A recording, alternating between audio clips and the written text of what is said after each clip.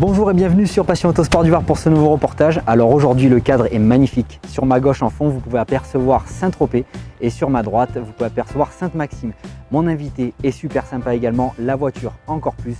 Il s'appelle François et il va nous présenter une Ford Escort Mexico de 1972 dans Passion Autosport du Var.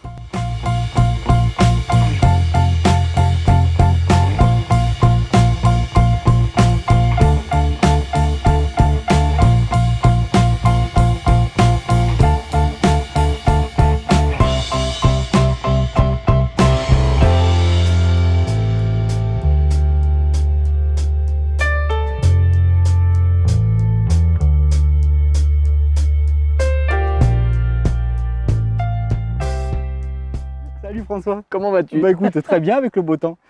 Alors aujourd'hui, la Ford Escort Mexico, et tu as vraiment un spécimen fabuleux, elle est magnifique, d'une rareté pas possible. Eh oui. Et donc tu as attiré ma curiosité en même temps parce que du coup je me suis dit, bon la Ford Escort, ok, mais pourquoi Mexico? Alors Mexico, en fait, Ford, fin des années 60, début des années 70, Ford gagne tout. Ils partent du principe que s'il y a du sport, on vend des autos. Donc ils ont gagné les 24 heures du Mans, ils ont gagné Indianapolis, ils ont gagné la NASCAR, ils ont gagné des rallyes, ils ont gagné le championnat du monde de F1 avec le moteur Cosworth. Ils ont tout gagné. Et il y a qu'un problème, c'est qu'en fait, en voiture de tourisme, ils sont un peu justes, la gamme est vieillissante, ils sortent l'Escort. Mais bon, c'est des petits moteurs à 1100, ils ne peuvent rien en faire.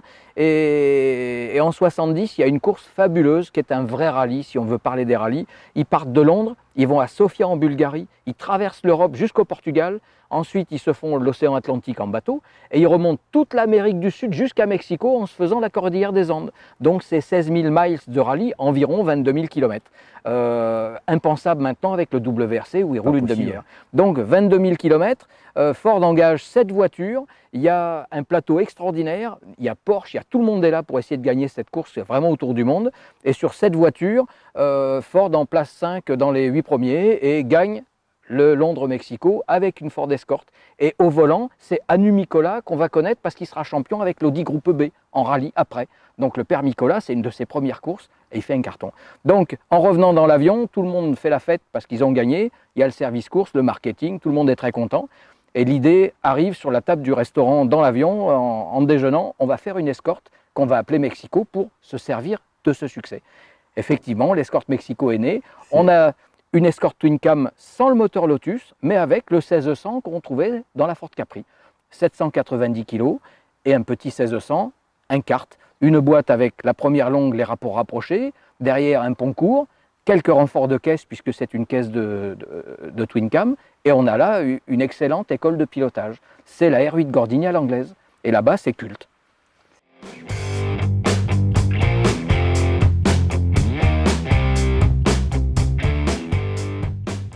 Cette voiture, elle vient d'où et ça fait combien de temps que tu la possèdes? Alors, cette voiture est italienne à l'origine, elle était livrée neuve en Italie et elle a des choses qui m'ont un peu étonné quand je l'ai trouvée. Elle était dans un garage depuis près de 20 ans sans servir et elle a un passé sportif qui m'a été expliqué par le mécanicien qui l'entretenait.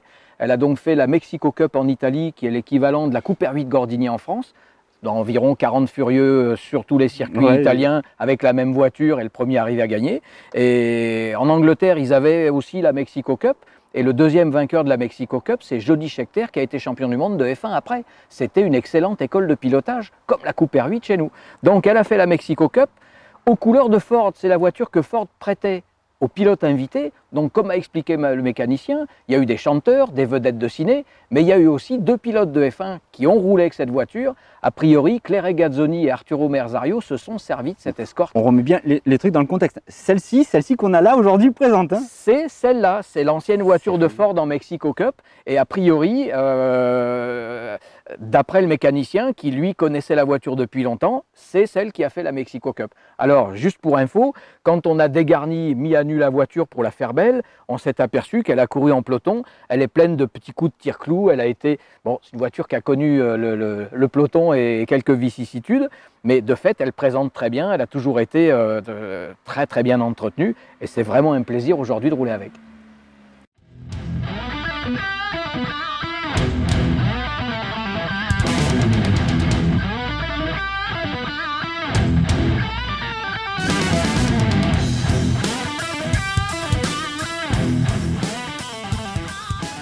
Alors, je l'ai trouvé en Italie suite au décès de son propriétaire qui était un grand collectionneur, qui avait plein de belles autos, des Opel Conrero, des Alfa, des autos de course, des motos de course. En fait, elle était un peu rangée de côté, elle n'a pas servi pendant près de 20 ans. Il y avait épais de poussière, les joints, tout ce qui était caoutchouc était très fatigué, les pneus étaient dégonflés et elle ne faisait pas envie quand je l'ai vue. Mais quelque part, j'ai commencé à l'éplucher, j'ai trouvé plein de choses extraordinaires là-dessus, sous beaucoup de poussière, et j'ai vraiment fait des pieds et des mains pour la ramener. Voilà, donc c'était un coup de foudre sous la poussière. Énorme. Bon, François, on va la détailler. Oui, là, on va faire le tour du propriétaire. Je crois que là, les autres, on les voit, ils nous regardent, ils sont à fond.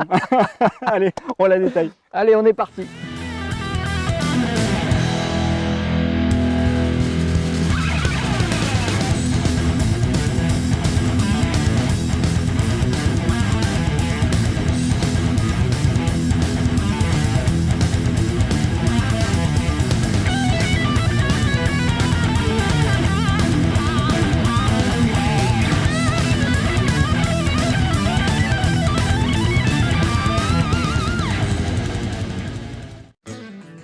Donc la Mexico, elle a quelques petites bricoles qui sont absolument spécifiques. On a ici les phares cibiers biode en 7 pouces qui étaient au standard anglais avec la parabole pour le longue portée et la parabole pour le code. Donc ça, c'était l'option qui existait sur les Mexico avec un relais spécifique. On a les petits pare-chocs qui à l'époque étaient hors de prix et un beau jour, il y a un petit malin qui s'est aperçu que c'était ceux du break Ford Escort qui étaient beaucoup moins chers, c'est pour rire.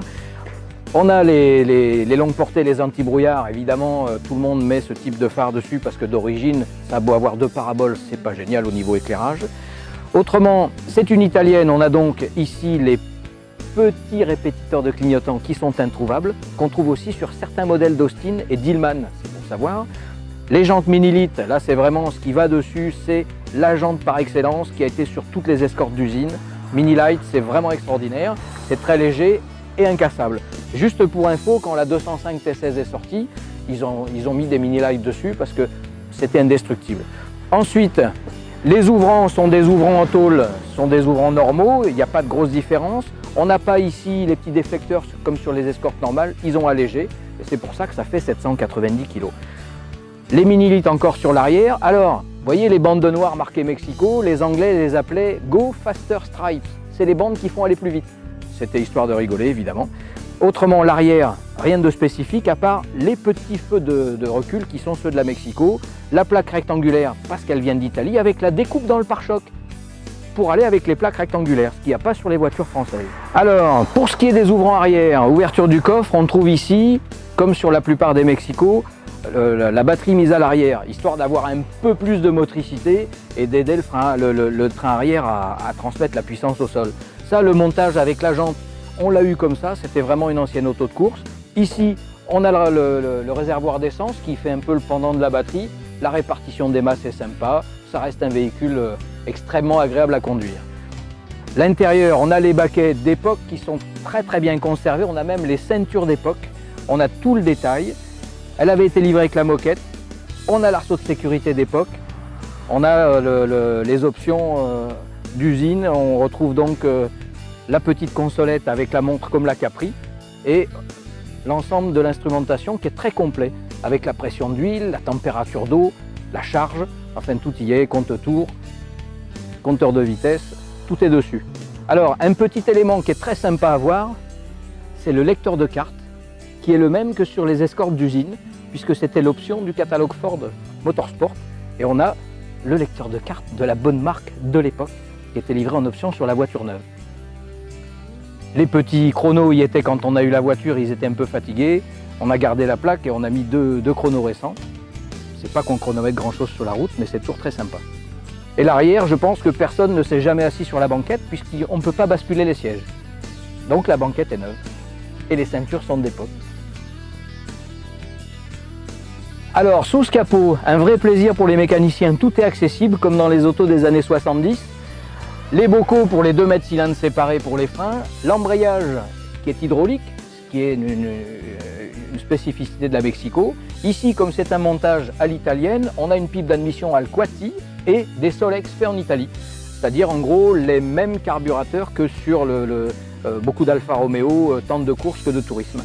Sinon, le moteur est un 1600 Kent. C'est un moteur qui, cette année, fête ses 50 ans d'existence.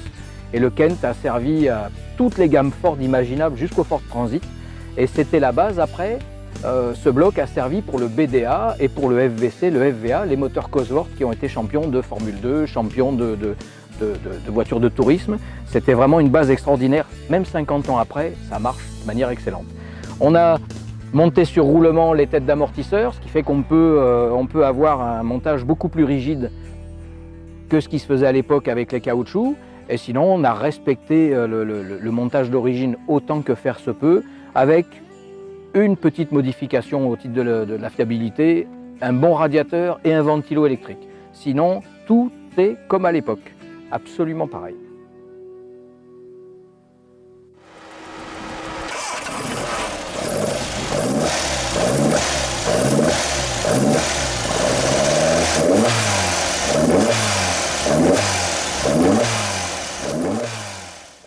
Dis-moi, pendant qu'on y est, la porte est ouverte, tu montes, je t'emmène faire un tour, on est à Gassin, c'est l'ancienne course de côte, le cadre est extraordinaire. Allez, on y va.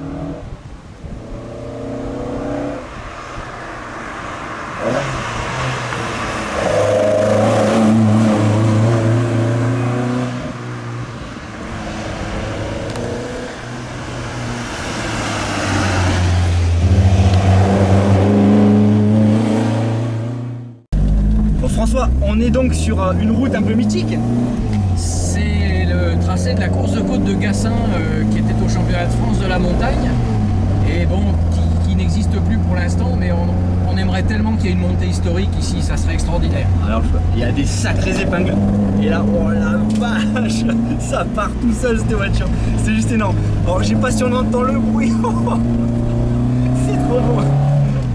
Ah, ça ronfle à l'ancienne. Voilà. Ça c'est des voitures que j'aime, ça c'est des sensations que waouh. Et je peux vous dire que le François il envoie du pâté, hein. Il donne pas sa part au chien.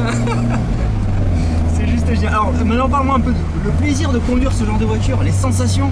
Alors c'est génial, il y a une boîte, la sélection est extraordinaire par rapport aux voitures modernes. On ne peut pas rater un rapport. Les carbus, ça respire, ça chante, c'est un vrai plaisir.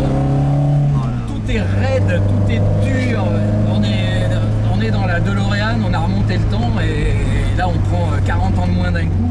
Alors appelez-moi Marty McFly aujourd'hui. Je suis sûr que mon cardiologue doit se dire tiens c'est bizarre, il n'y a plus aucun défaut aujourd'hui, comment est-ce qu'il a fait? Il a juste roulé en Ford Mexico. Ah voilà. C'est un catalyseur de sourire cette auto, c'est vraiment un truc extraordinaire.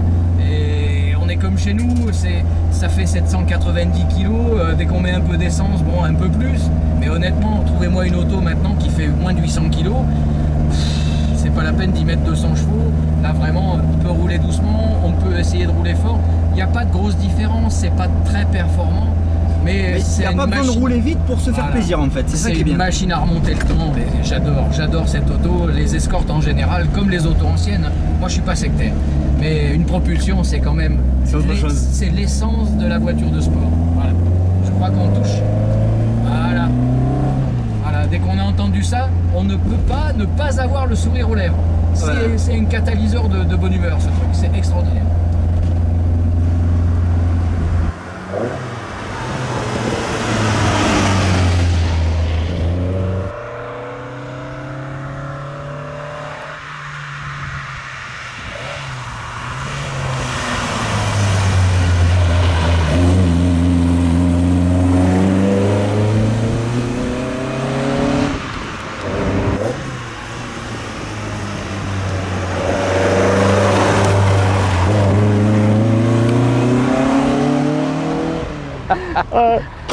Écoute, c'était génial. Bon, merci François, je te ça a salue. été un grand plaisir dans tous les cas. C'est moi. Et puis cette Ford est juste exceptionnelle.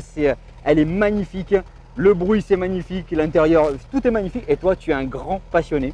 Donc merci d'avoir accepté ce reportage dans Passion Autosport du Var, de m'avoir contacté pour me présenter ce super bijou. Voilà, c'est un plaisir de partager ça. Avoir ça pour soi tout seul, c'est pas marrant. Le partager, c'est tellement bien. Bon, et puis j'espère qu'on aura l'occasion de se revoir. On va avoir l'occasion parce qu'en fait, on a un petit élevage d'escorte et la prochaine pour laquelle on va se voir, c'est encore un ton au-dessus.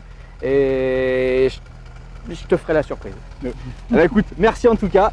Merci d'avoir suivi ce reportage dans Passion Autosport du Var. On entend encore bien le bruit de la bête, hein. Donc c'est bruyant quand même. Oui, comment? Allez, moi je vous retrouve la semaine prochaine. Ciao.